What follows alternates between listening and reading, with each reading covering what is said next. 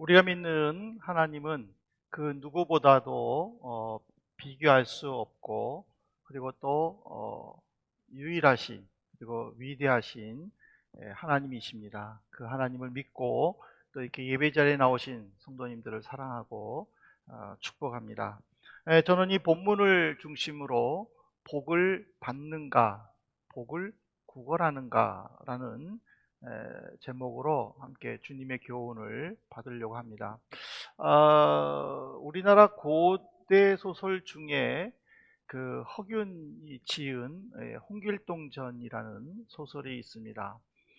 당시에는 이 소설이 그 서민들에게 굉장히 인기가 많았다고 합니다. 그 홍길동전의 내용에 보면은 이런 내용이 있습니다. 아버지를 아버지라 부르지 말라고 하더니 이제는 형을 형이라 부르지 말래요.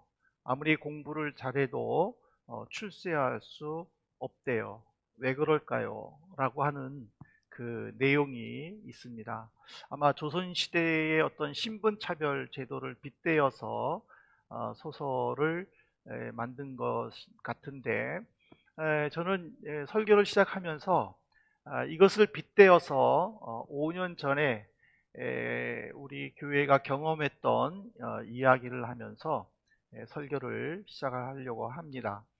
5년 전에 지금 우리가 이제 친교실로 사용하고 있는 그 그로스라움이 그 아브라함 교회가 다 내부 수리를 공사하면서 바닥을 그 나무로 이렇게 만들었습니다.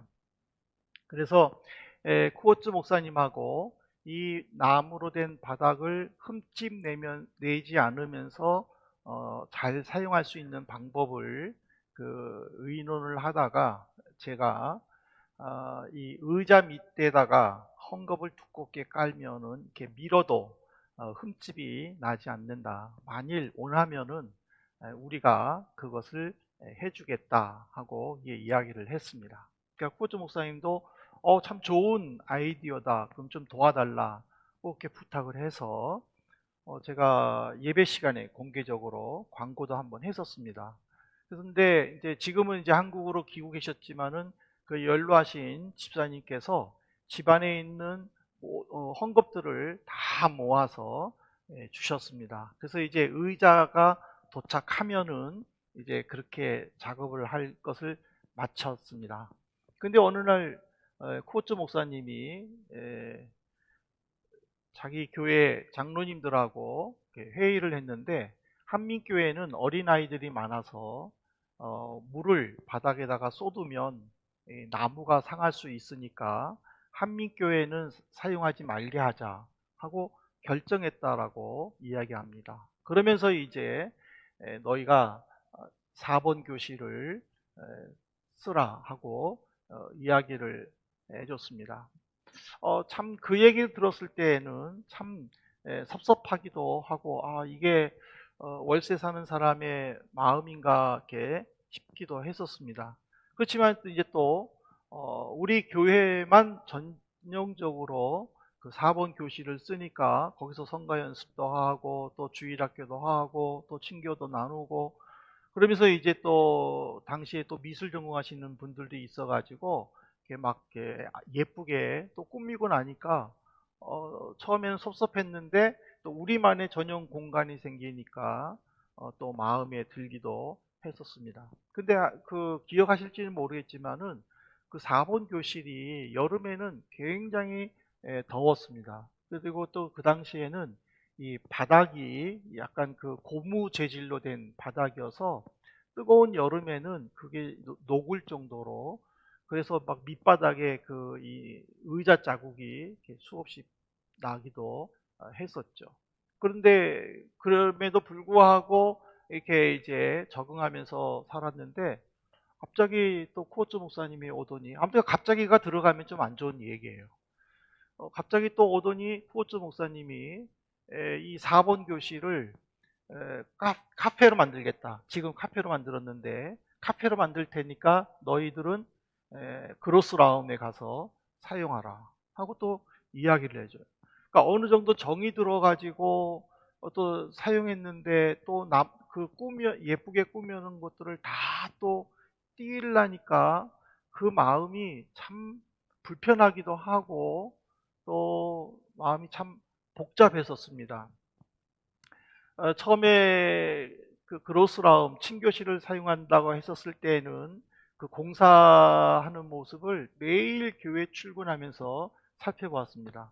언제 어떻게 되나, 또 언제까지 하나, 어떤 방법을 하나, 이렇게 보는 재미가 있었는데, 사용하지 말라는 말을 들을 때는 그 근처에 가기도 참 싫었었습니다.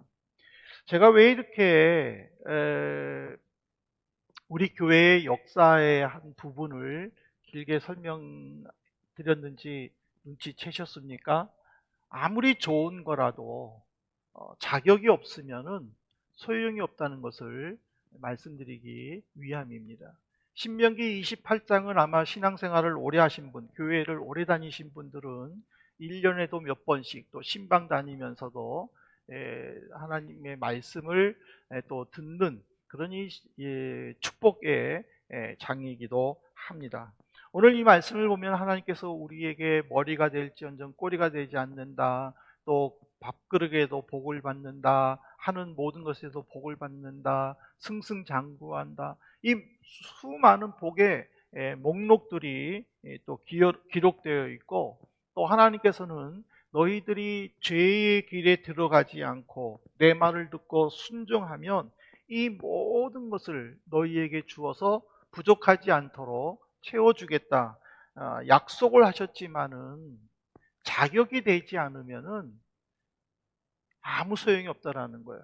오히려 남들이 받는 것을 부러워하면서 괴로움과 또 아픔에 몸부림치다가 끝없는 나락의 자락으로 떨어지는 것이 현실의 모습이라는 것이죠.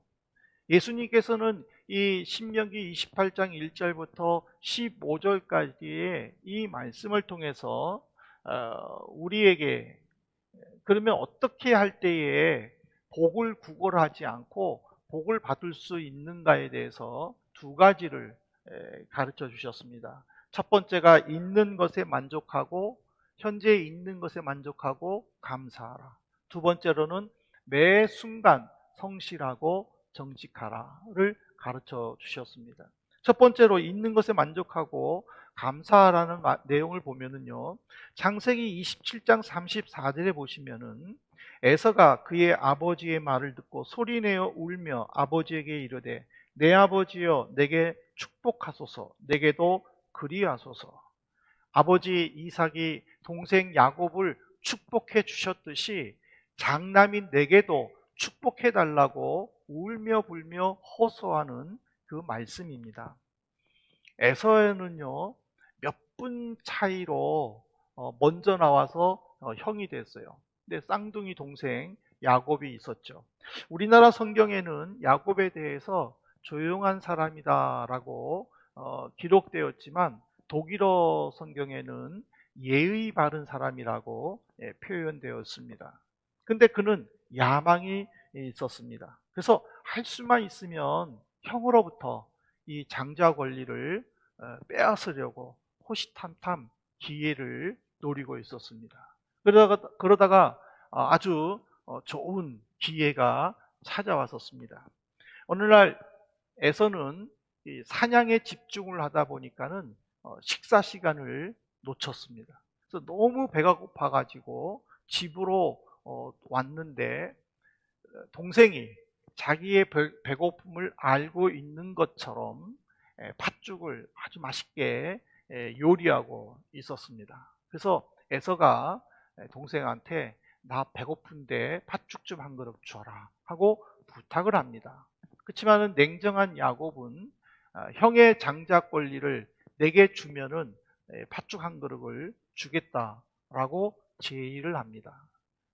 그 말을 들은 에서가 내가 지금 당장 배고픈데 이 장자 권리가 뭐가 중요해 하고는 그래 네가 형 해라 하면서 팥죽을 하나 먹고 그거를 싹 잊어버렸습니다.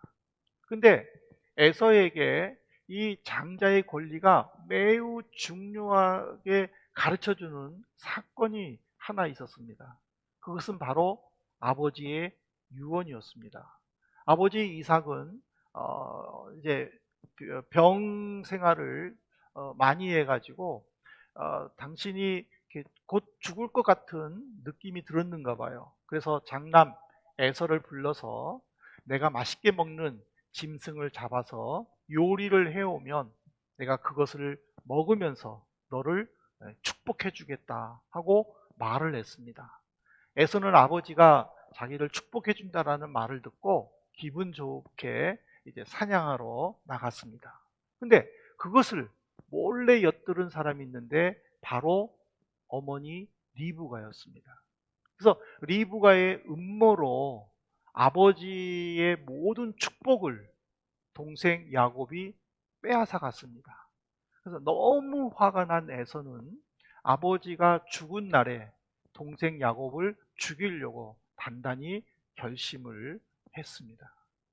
어떻게 보면 에서는 이삭과 리브가 사이에서 태어난 첫째로 그 당시에 장남은 엄청난 권리와 특권이 있었습니다. 자기가 아버지 집의 장남이라는 이 사실 하나만 잊어버리지만 않았어도 그는 마음껏 누리면서 살 수 있었습니다. 하지만은 눈앞에 있는 작은 이익 때문에 그는 장자의 신분과 지위를 망각해 버렸습니다. 그리고는 필요할 때에 내가 장자다라고 권리를 주장했지만은 이미 엎어진 물로 울며 불며 호소해도 불쌍한 처지로 바뀌어 버리고 말았습니다. 오늘 우리가 에서와 같지는 않은가 한번 고민해 보아야 합니다. 우리는 하나님의 자녀죠.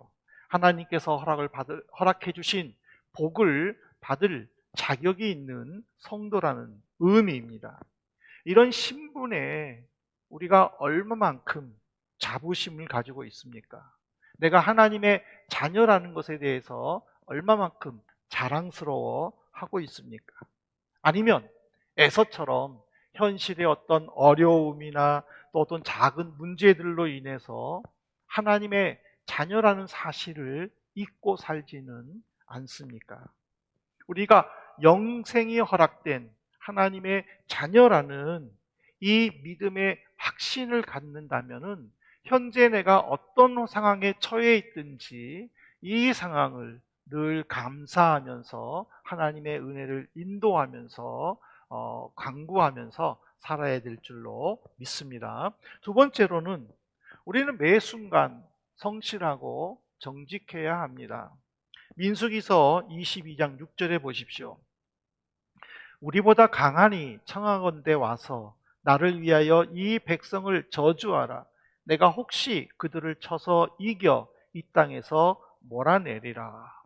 이 부돌 강가에서 여러 종류의 신들의 이름을 부르면서 사람들에게 길흉화보, 어떤 그 전물 쳐주는 그 발람이라는 사람이 살았습니다. 이 사람이 얼마나 영험한지 주변에 소문이 자자해서 문전성시를 이뤄서 조금도 쉴 틈이 없을 정도로 바쁘게 살면서 돈을 많이 벌었습니다. 근데 이 발람의 이 소문이 미디안 족속의 모압 왕 발락에게까지 들어갔습니다. 그래서 발락은 자기 신하들을 보내서 많은 돈을 주고 그리고 부귀영화를 약속을 하면서 자기에게 와서 이스라엘 백성들을 저주해 달라고 제의를 합니다. 근데 이 발락의 계획을 아신 하나님께서 발람에게 이야기를 하셨지만은 하나님께서 이야기하는 그 순간에도 이 발람은 부귀영화 그리고 그 돈 때문에 하나님의 말씀을 제대로 듣지를 않았습니다. 그리고는 하나님께서는 이 발람이 타고 가는 나귀를 통해서 특별한 사건을 일으켜 주죠. 바로 나귀와 대화하는 아주 전무후무한 기적을 통해서 발람을 깨우쳐 주십니다. 그러나 발람 역시 이것도 어떤 순간의 위기를 극복하려고 하는 그런 검은 마음으로 하나님의 말씀을 제대로 듣지를 않습니다. 하지만 그도 하나님을 경험했기 때문에 무서워서 직접적으로 이스라엘 백성들을 저주하지는 않습니다. 그러나 이스라엘 백성들이 하나님의 징계로 심판받을 수 없는 그 음모를 발락에게 이야기해주고 결국에는 그 일로 인하여 이스라엘 백성들이 하나님의 징계로 2만 4천 명이 죽게 됩니다. 그것이 유명한 고스비 사건입니다. 그러나 광야에서 태어나서 자란 이스라엘의 2세대들은 이 발람과 발락의 이 사건을 잊어버리지를 않습니다. 그래서 민수기서 31장 8절에 보면은 2세대들이 미디안 족속을 정복할 때에 미디안의 5왕, 즉 모압 왕도 포함된 발락을 다 죽이고 미디안의 모든 남자들도 죽이고 마지막에는 발람도 죽인다라는 내용이 나옵니다.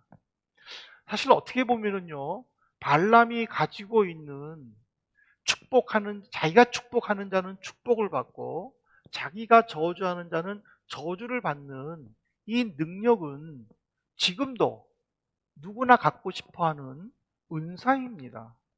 만일 발람이 이 가지고 있는 것에 대해서 정직하고 성실하게 사용했다면 그는 아마 오래오래 그 일을 하면서 살았을 것입니다. 하지만은 그는 만족하지 않고 더 많이, 더 좋은 곳, 더 높은 곳을 추구하다가 결국에는 하나님이 그가 가지고 있는 것까지도 빼앗아 버린 것입니다. 여러분들 잠언 30장 15절에 보십시오. 거머리에게는 2딸이 있어 다오다오 하느니라. 이 말은 가지고 있는 것에 만족하지 않고 탐욕스러운 생활을 추구하다가 멸망하고 만다라는 그런 의미예요. 거머리의 그 특징이 몸 앞끝에 흡입판이 있고 그리고 또 몸통 끝에도 또 흡입판이, 그러니까 2개의 흡입판이 있답니다. 그것으로 사람들의 피를 빨아먹는데 지혜로운 자는 이 거머리의 이런 특징을 통해서 욕심이 많은 2딸로 비유했다라는 거예요. 그러니까 2딸이 있다. 거머리에게 2딸이 있다라는 것은 몸 앞에 있는 흡입함, 또 몸 뒤쪽에 있는 흡입함. 이들이 만족을 모르고 계속적으로 먹다가 결국에는 자기들이 스스로 멸망한다라고 지혜자는 말한 것입니다. 우리는 이 사실을 가끔 잊어버리고 삽니다. 작은 일에 충성하지 못한 자는 큰 일을 맡겨도 충성할 수가 없습니다. 그러나 작은 일에 충성한 사람은 큰 일을 맡겼을 때에 충성할 수 있습니다. 하지만 대부분의 사람들은 조금만 더 잘 되면, 조금만 더 돈을 벌면, 조금만 더 높은 곳에 또는 내가 생각하는 것에 조금만 더 라는 그런 생각 때문에 이 현실에 성실하지 못하고 또 정직하지 못한 삶을 살다가 미래에도 그렇게 밝지 못한다는 것을 종종 잊어버리고 있다는 사실입니다. 만약 나의 어떤 발전적인 모습을 꿈을 꾼다면은 지금 이 시간에 내가 해야 할 일에 정말 최선을 다하고 성실하고 정직한 것이 세상의 원리라는 것을 우리에게 가르쳐 주고 있습니다. 사랑하는 성도 여러분, 제가 지금 자존감과 자존심에 대해서 계속 말씀을 전하면서 결론적으로 복을 받는가 구걸하는가 라고 질문하는 것은요, 우리의 신분을 잘 알고 거기에 맞는 모습으로 살아야만 자존감을 높이면서 하나님이 주시는 복을 누릴 수 있기 때문입니다. 자격이 있는 사람은요, 가만히 있어도 보호받고 복을 받으면서 마음껏 누리면서 삽니다. 그러나 자격이 없는 사람은 아무리 노력하고 실력이 월등히 뛰어나도 대접받지 못합니다. 자격을 가지지 못한 사람은요, 차별이라는 울분이 따라오지만 자격을 가진 사람은 차별이 무엇인지 모르고 누리면서 사는 것이 원리입니다. 성경은 발락을 통해서 우리에게 그거를 가르쳐 주는 거예요. 발락이 아무리 이스라엘 백성들을 저주하고 이스라엘 백성들을 지구상에서 없애버리려고 별별 계획을 다 세워도 성공하지 못한 것은 이스라엘 백성들은 하나님께서 택한 자로 이미 복을 받을 백성이고 발락은 그 자격이 없는 사람이기 때문이라는 것입니다. 그러므로 우리가 이런 것을 알기 위해서는요, 내 신분이 무엇인가를 먼저 깨달아야 됩니다. 나는 누구인가? 하나님 앞에서 나는 어떤 사람인가? 그것을 바로 깨닫고 매 순간 정직하면서 성실하게 지혜롭게 감당하면서 하나님께 감사할 때에 우리는 이스라엘 백성들이 누렸던 하나님께서 약속해 주신 그런 복들을 우리 또한 누릴 줄로 믿습니다. 성도님들은 어디에 속해 있습니까? 하나님께서 주시는 것을 받아 누리면서 당연한 것으로 여기면서 살고 계십니까? 아니면 받지 못하고 다른 사람들이 받은 것을 시기 어린 눈으로 바라보면서 근심과 불평 속에 사십니까? 겉으로 보기에 믿음이 좋아 보이고 열심히 봉사하면서 성실하게 살아도 하나님 앞에서 나의 진실한 모습을 깨닫지 못하면 내가 힘들고 어려울 때에 사탄의 유혹으로 끊임없이 나락의 길로 떨어지다가 결국에는 믿음의 길을 떠나게 됩니다. 그러나 하나님 앞에서 구원받는 믿음의 자녀라는 확신을 가지고 자존감을 높이면서 살면 비록 지금 당장 가진 것이 없고 고통과 어려움의 연속이라도 하나님의 때에 하나님께서 회복시켜 주시고 또 누릴 수 있도록 채워주실 줄로 믿습니다.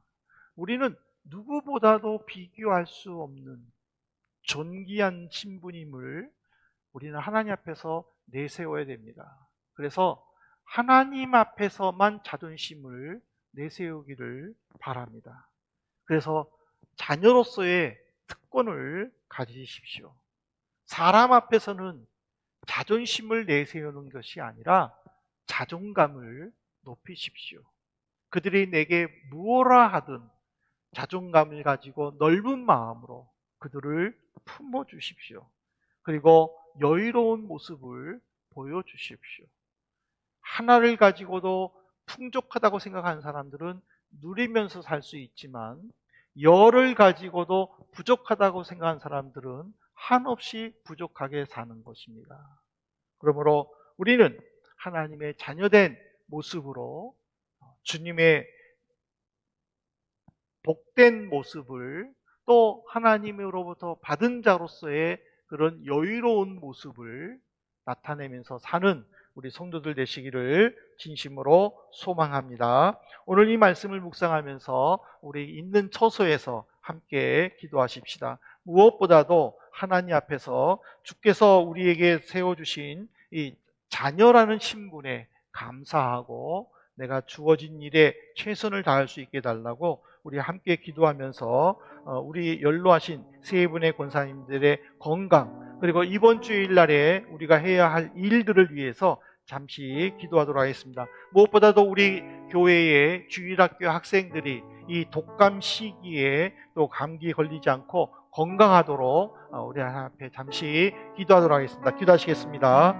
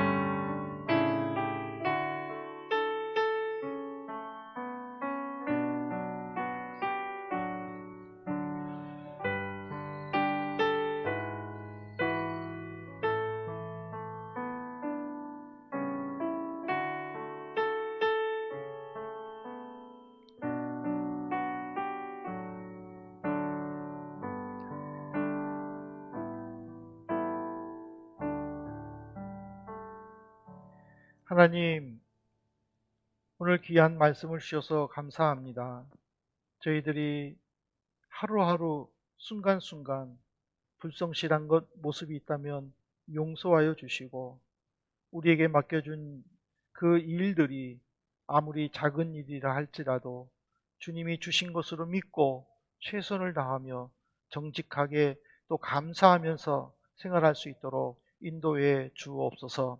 저희들이 기도하는 제목들을 하나님 들으신 줄로 믿습니다.